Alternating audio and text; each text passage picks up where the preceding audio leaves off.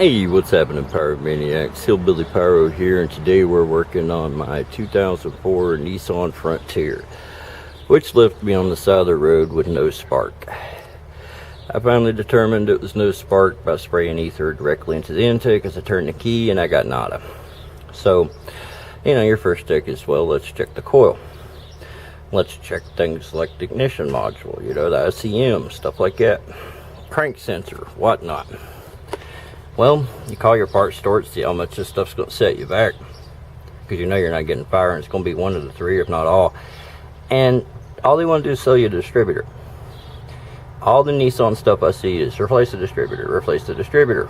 Why?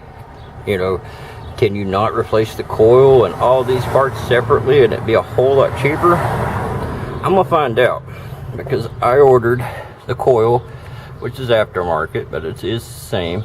And then I ordered an OEM ignition control module, right? And those are pretty much the two main components in this distributor. And we're going to see if that can restore the fire for, maybe a fourth of the money.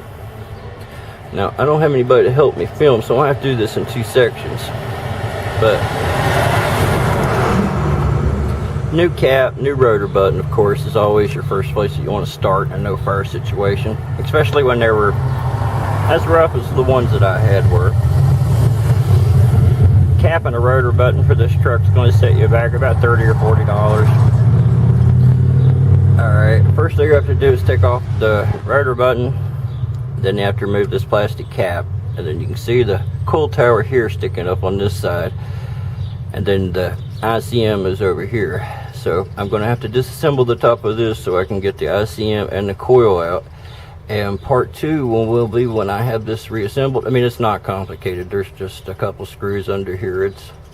There's some more in-depth videos online, but this is more about, is it possible to rebuild it a whole lot cheaper than buying a distributor?